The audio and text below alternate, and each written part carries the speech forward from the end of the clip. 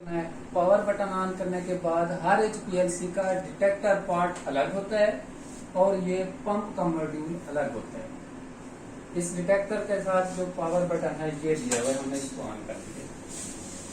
ये इसका power button है। अब ये जो सेपरेशन मॉड्यूल है इसका पावर बटन इस साइड पे दिया हुआ है, इसको भी हमने ऑन कर दिया। ये बिल्कुल इजी है। हमारा ताल्लुक इस मशीन से इतना है कि हमने इसको एक दफा रेडी कर लेना है। इंटरनली हम इस पर कोई इन्वॉल्व नहीं करेंगे कि इसमें कौन कौन से पार्ट क्या क्या फंक्शन परफॉर्म करेंगे। जिनका हमारे साथ ताल्लुक है हम उनको डिस्कस करेंगे। तो ये राउंड अबाउट 3 मिनट लेगा। ये डिटेक्टर जो है इंटरनली अपनी कैलिब्रेशन कंप्लीट कर लेगा। ये 486 आ रहा है, 4.1 आ रहा है, ये ऐसे चलता रहेगा जब तक ये ओके नहीं होता, इस पे अब्जॉर्बेंस नहीं आती, इस पे वेवलेंथ शो नहीं होती। उस वक्त तक ये डिटेक्टर इंटरनली कैलिब्रेट होता रहेगा। उसके बाद ये मॉड्यूल हमने ऑन कर दिया है। इस पे भी 3 मिनट लगते हैं। इसके इंटरनल चेक पैरामीटर हैं जिनको ये चेक करेगा। अभी आपके सामने ही चेक करेगा कि क्या क्या ये फंक्शन परफॉर्म करेगा। उसके बाद जब ये दोनों डिटेक्टर और इसका सेपरेशन मॉड्यूल ये दोनों ओके हो जाएंगे तब हम जाएंगे सॉफ्टवेयर की कि हमने अब इस पे टेस्ट रन करना है। ये इसमें निगल वाश का हमने स्टार्ट में ही वो किया हुआ है। ये टैग लगे हुए आपको नजर आ जाएंगे। ये जब तक ये क्लियर होता है उतनी देर में हम इसके पार्ट्स डिस्कस कर लेते हैं। तो इसमें जो पार्ट्स हैं ये डिटेक्टर, ये इसका कॉलम ओवन और इसमें कॉलम, बिल्कुल इजी। कॉलम ओवन कॉलम के टेम्परेचर को मेंटेन करने के लिए और इसके अंदर कॉलम इनपुट। उसके बाद ये जो पूरा सेक्शन है इसका, ये ऑटो सैंपलर के नाम से जाना जाता है। ये सेक्शन, इसी के अंदर ये ऑटो सैंपलर मौजूद है जिसमें आपको सैंपल वेल्व वगैरह ये ट्रे नजर आएंगे। अब इसका नीचे वाला जो सेक्शन है वो पंप का सेक्शन है। ठीक हो गया सर जी। इसमें अब हमने इसके 4 सेक्शन 4 पार्ट डिस्कस किए हैं। Detector, auto sampler, pump plus column oven. तो इसमें जो है 4 पंप इंस्टॉल है। तो 4 ट्यूब इसमें इन हो रही हैं। ये अगर ये फर्स्ट वन पे सॉल्वेंट A, सेकंड वन पे solvent B, third one solvent C और फोर्थ वन जो है सॉल्वेंट D। ABCD जो कैटेगरी है वो इसके पंप को भी शो कर रही है। इसमें जिस तरह ABCD है इसी तरह पंप भी ABCD 4 मौजूद है। इस बेस पे हम इसको क्वार्टरी ग्रेडियंट या क्वार्टरी पंप होल्डर भी मशीन कह सकते हैं। डिटेक्टर का मॉडल 486, इस मॉड्यूल का मॉडल 2695। अब इससे लेटेस्ट मॉडल E2695 भी आया हुआ है। अब हम लोग कंसंट्रेशन फोकस करेंगे इसके डिस्प्ले पे। इस डिस्प्ले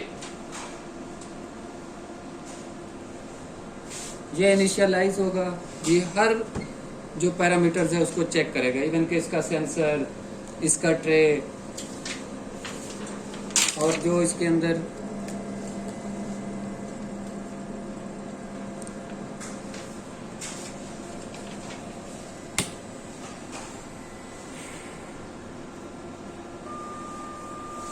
ये इसने एक अपना चेक कंप्लीट कर लिया है जिसकी साउंड है।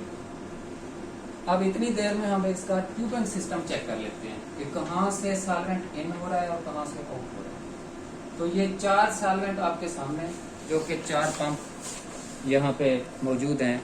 ये 4 लाइनें आ रही हैं जो कि नीचे से गुजर कर आ रही हैं। ये इसका चैम्बर। अच्छा, एक चीज़ और है, इसमें 4 पंप मौजूद हैं, इस वजह से इसको हम ग्रेडियंट कह सकते हैं। अगर एक पंप होगा तो वह आइसोक्रेटिक होगा, वो ऑल ओवर द वर्ल्ड कहीं आप उसको ग्रेडियंट का वर्ड यूज के लिए नहीं कर सकते। वो एक अलग केमिस्ट्री है कि आइसोक्रेटिक क्या चीज है, ग्रेडियंट क्या चीज है, उस पर भी हम डिस्कस करेंगे। अब ये सॉल्वेंट आए 4 पंप, ऐसे नहीं है कि ये मिक्स कर देंगे। एक चैम्बर मौजूद है जो कि एक प्रॉपर रेशियो में उसको मिक्स करेगा। अब ये जो इसका ट्यूब सिस्टम है उस पर टैग लगे हुए हैं।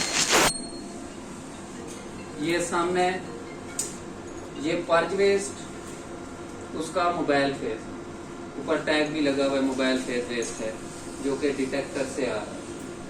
उसके बाद है ये आपको seal wash in, seal wash out, ये जस्ट एक सर्कल ही है, दरमियान में कुछ नहीं है। पंप के बाहर वाली जो सील है उसको वॉश करने के लिए, क्योंकि जो हम बफर यूज करते हैं, जो लोग HPLC इस्तेमाल कर रहे हैं उन्होंने नोट किया होगा कि बफर यूज करते हैं, चाहे SS के पार्ट भी हैं तब भी बफर के साल्ट के जो पार्टिकल्स हैं वो बाहर आ जाते हैं, जो है उनकी आयोनाइजेशन वगैरह वगैरह वो बाहर आ जाते हैं। उस बाहर वाली सील को बाहर से वॉश करने के लिए ये सील वॉश, पंप की सील वॉश का मैकेनिज्म।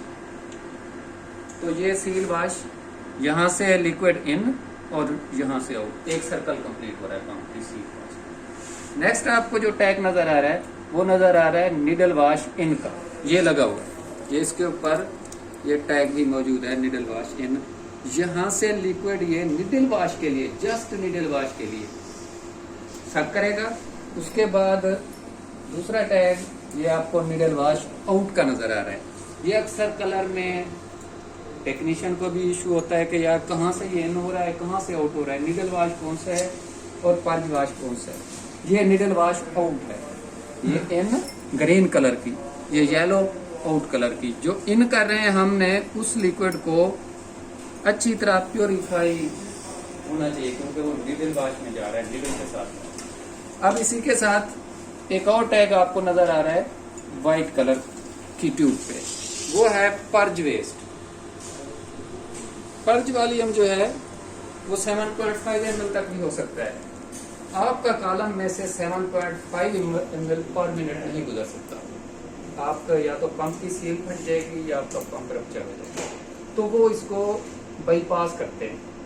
तो वो बजाय इसके आप इस मोबाइल फेज वेस्ट से गुजरने के पीछे पर्ज वेस्ट से निकले, वो मैं आपको दिखा देता हूँ। जो ये 3 वायर्स आपको नजर आएंगी इस मॉड्यूल के पीछे, ये मशीन से पीछे जा रही है, ना इनका कॉलम के साथ कोई ताल्लुक है ना पंप के साथ कोई ताल्लुक है। ये जो बाहर जा रही हैं इनमें ये एक needle wash in, needle wash out और ये पर्ज वेस्ट। जब भी हम पर्ज चलाएंगे, चाहे पर्ज इंजेक्टर चलाएं वैसे लोकल पर्ज चलाएं, तो उसका लिक्विड जो वेस्ट है वो यहाँ से निकलेगा।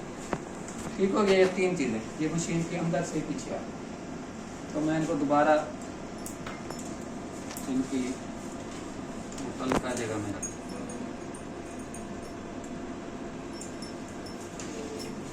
अब एक चीज और रह गई, ये देखें। अब आपका ये रेडी हो गया है, इसमें एब्जॉर्बेंस